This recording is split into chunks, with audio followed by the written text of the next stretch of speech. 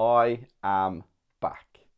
I am back with a daily upload, Monday to Friday, and it's a completely different thing from anything you've ever seen me do. Now, why have I brought a daily video back? Because it was helping us grow.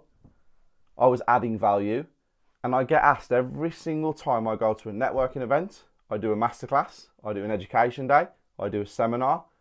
Where are the daily videos? Now, this daily video is being shot in my home office. You're in for a treat. 5 days a week. You guys can ask me anything at all you want to ask me. You can talk about property, business, entrepreneurship, mindset, anything at all. All you have to do is comment below. Anything you want to discuss, topics, trending topics, anything goes with these videos Monday to Friday. Now, Saturday and Sunday, we will have our property videos that we put out and our business videos that we put out. But this one is live, one take, recorded at home with me on my own. None of my team are here, and you guys get full access to me. The way I started this one off, I asked a bunch of my members of my Property Circle community to ask me some questions to kickstart the first ever episode. And I got quite a big response. So we're going to dive straight in and we're going to see how this goes basically. So first and foremost, this was brought to me by Jamal and Osama, two members of my Property Circle. Steve, raising finance. I'm using LinkedIn, booking in a meeting, telling them what I do. They do the same, but struggling to tell them I want to raise finance. Do I present them with a deal, or do I just be bold and tell them I'm looking for finance? I'm not sure how that question's worded, but I understand what you're saying. So you're looking for investors and you're trying to raise finance for your property deals. The way that you need to do this is you need to put out that you have an opportunity available and you are looking for funding.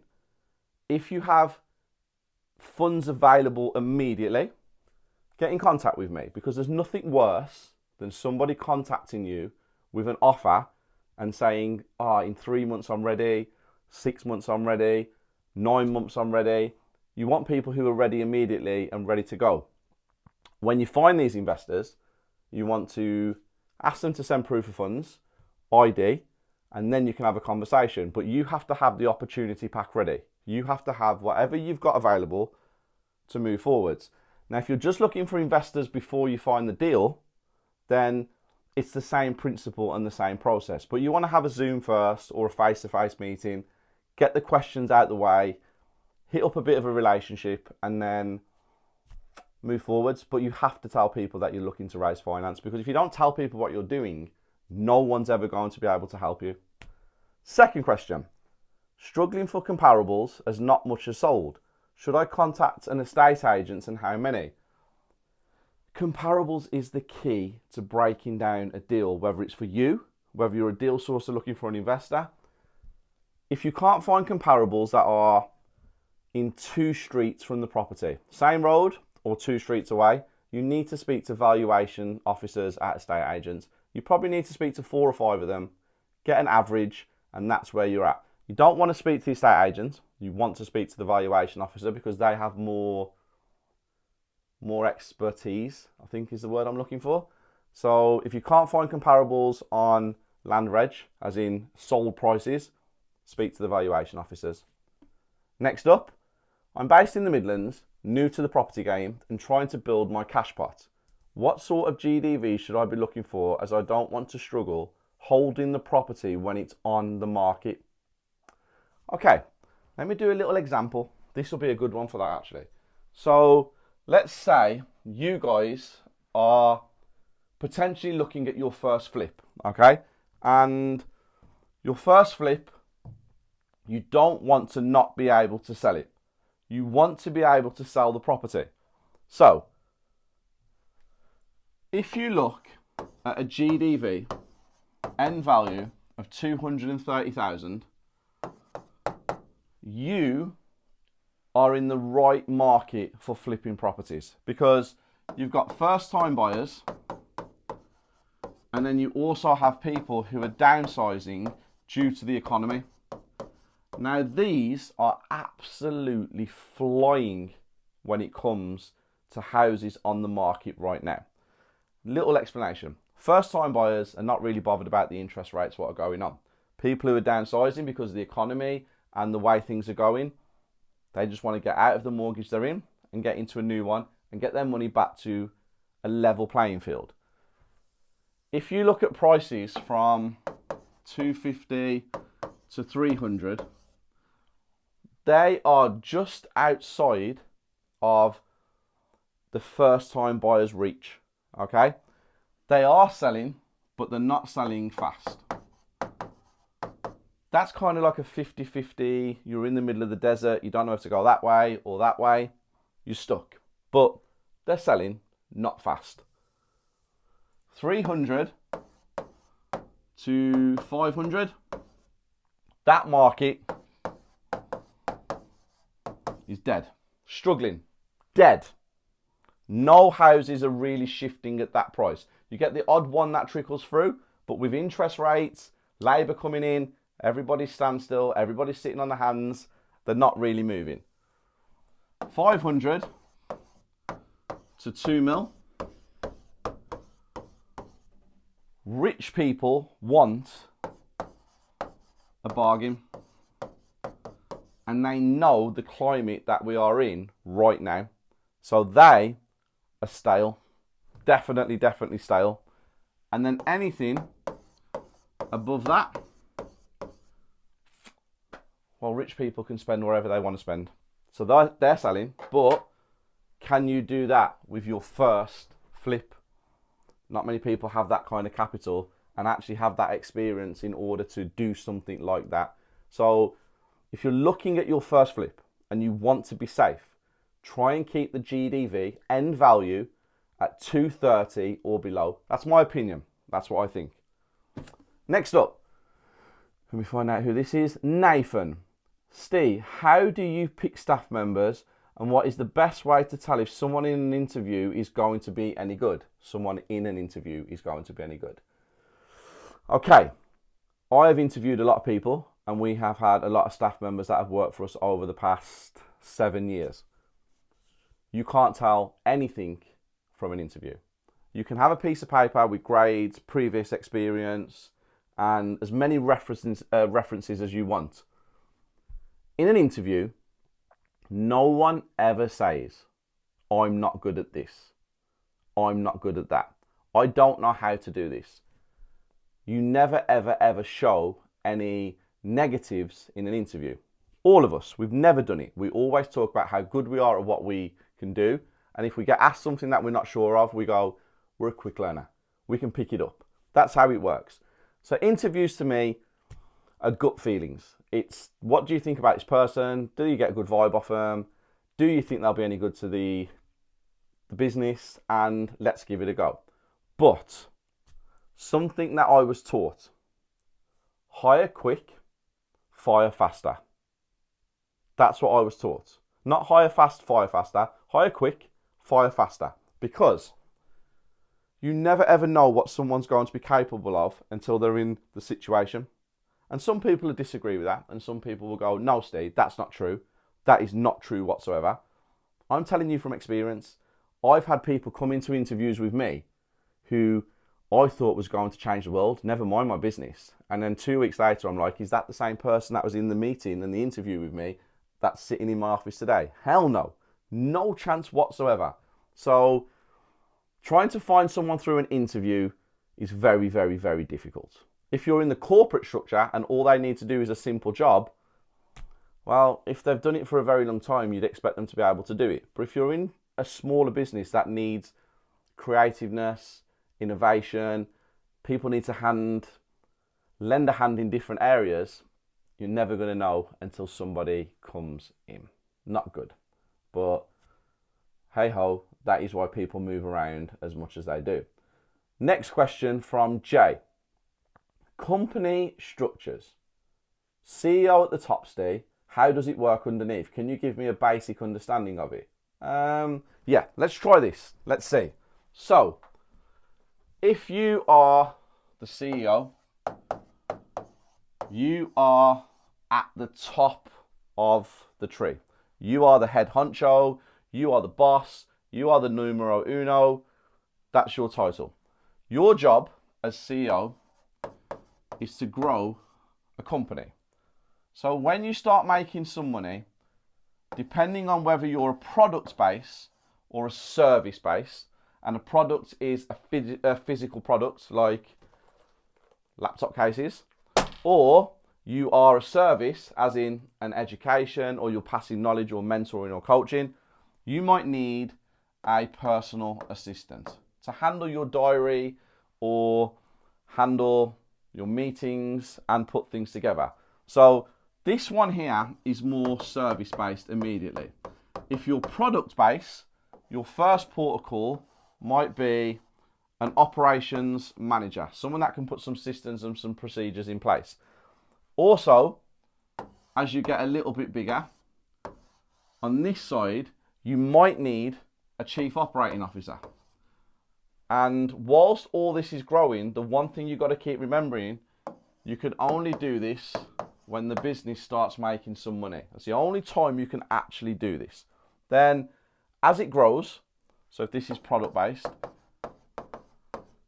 if it's something that needs kind of packing, moving away, sending out to Amazon, orders shipped and stuff, your operations manager might have started off as somebody who is basically a worker. So that's how that could have started. Could have been your right hand person, your left hand person who helps you grow. And then they turn into your operations manager, and then they start employing beneath them multiple workers in order to carry out what their existing job was whilst the business is growing. Now your PA might actually turn into your executive assistant, and your chief operating officer might then need to start having multiple managers beneath, and the system builds out. And it's your job to build a structure in your company that is relevant to what is needed. So workers, operational managers, chief operating officers, personal assistants. You can even go as far as, if your business starts going to another level, eventually you might have a chief financial officer.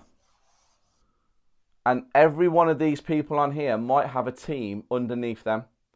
But again, you've got to take into account, this only happens if the business is making money. So if the business isn't making any money, you can't grow a structure in your company. So I hope that answers your question, Jay. Next up, let's go to Owen. Steve, I've seen you on YouTube for the last 2.5 years and I think you're doing great things. What do you think about social media being in my business? I sell electric vapes and I feel there's a market for somebody who puts themselves out there to promote vapes. Okay, Owen, I don't know any channels on YouTube that are focused around vapes. If any of you guys do, comment below, let me know. I would probably say to you, if you feel that YouTube is the way forward, then take a shot in the dark and go for it. If you have a base, a shop, or anything like that, I think you could film what goes on inside your vape shop, and then you can start putting it out to the world. And if they enjoy it, if it's interesting, if you have interesting members of staff, if your day is packed with educational information about how your business runs, etc., etc., you will have an audience. So I would go for it. I would take an opportunity and I would go for it, in my opinion, because social media will get eyes on you. Social media will get you attention. Social media will make you grow a lot quicker. But with social media comes a lot of cons: hate, jealousy, nastiness, bitterness. You've got to be prepared for the both sides. So for all the applause you'll get, you're going to get a lot of negatives as well. So I would tell you to go for it, but you need to make a decision based on how you feel about it. That's what I think. Next up, Richard. What is the price of an extension per square metre? Okay, so in the Midlands right now, you're looking at between £1,600 and £2,200 for an average build when it comes to price to square metre. Hope that helps. Bobby, Steve, how did you build your power team? How did you find that they were the best? And how did you get to stick with them for as long as you have? Well, I didn't. I've changed a few structural engineers. I've changed a few architects. My solicitors never changed. I own a mortgage company and I've teamed up with an accountancy and gone into partnership with them recently. But I have an accountant, well, I have two accountants. One accountant I've been with for the last 10 years and another accountant that we've been for the last 4 years. So as you go through your journey, as you do different things, you will then start to grow your power team out. And when you go to a new level, you will then have new people around you. So don't be scared to chop and change. Don't be scared to find the one that suits you. But when you do find great people, make sure you hold on to them. That's very important. So many people don't hold on to great people, but it'll come and it will change until you find what you need when the level that you set is where you're at. And then when you go up, it might change again. Che, okay, this is family. Thank you for all the support that you've given me. I really appreciate everything you've done over the years. Why don't you show the side of you on social media where you're always helping and talking to other people? I feel like I do. I've done a few videos on social media where it shows me going out into the community. I speak to so many people a day to help them out. Maybe because I don't show as much of it because you get attacked when you show the good side of things. People are always into negative drama, negativity, it sells quicker, clickbait titles, etc., etc. I don't know. Maybe I don't show enough of my softer side. That's probably what he's saying, but you never know. Whilst we shoot these new videos, maybe my softer side will come out depending on what you guys ask me. Liam, Steve, I need to get out of my job 9 till 5. I earn £2,000 a month. How do I do it? Okay. Deal sourcing. You find deals, you break them down, you package them up, you sell them to an investor who's looking for a deal, and you charge a fee, averaging between £1,000 and £5,000 when you're new to the game. Deal sourcing is the fundamentals of the property world, in my opinion. Everybody should do deal sourcing because it's transferable skills for when you go into the real world and the real world of property, that is. So to get out of your 9 till 5, you should deal source. It's the fastest, the quickest, the most effective way, and it's the most knowledgeable way that will help you on your journey in property if that's what you want to do. And I'm presuming that's what you want to do because you're texting me and you're WhatsApping me and I'm a property guy. So other than explaining it in property terms, I don't know how you can replace your income in any other format. So yeah, that's what I would say. Next question. Becky. Hey Steve, how are you? I joined the property circle. I've been a member for 6 months. Very happy with the way you do things. Love the way you talk about my Isabella, in brackets. What is it about Isabella that makes her so special, and why do you think you two are a force to be reckoned with? My Isabella, what can I say? She is the reason I'm sitting here. She's the reason that we do what we do. Every decision that we have made has been 50-50. Everything you see is us growing it together. It's only the last 18 months where she has taken a step back because we have our son Cruz. Cruz 11 is the greatest thing that's ever happened to me and Isabella. My Isabella will always be the most important person in the entire world. Full stop, period. She sits here. She is my queen. She's at the top of my life, okay? When you find a partner that believes in you and gets you, that's the key to success. When you find a partner who can go and make it happen, I believe in you, never has any doubts, doesn't argue with you, doesn't pull you back, doesn't say anything to you, doesn't moan about you working 20 hours a day, doesn't moan about cancelling holidays, not going on holiday, never, ever, ever, ever has a problem. That's when you know you are ready for that next level. That's when you know you're on the journey for success, because you can't be happy 90% of the time with your partner. It has to be 100%. Some of you might not get that because some of you might not be happy, But for the ones out there that are happy 100% of the time, you will know what I'm talking about. So we are a force to be reckoned with because we stick together, we're a team, and we believe in each other's dreams. And that's probably the best answer that I can give. So yeah.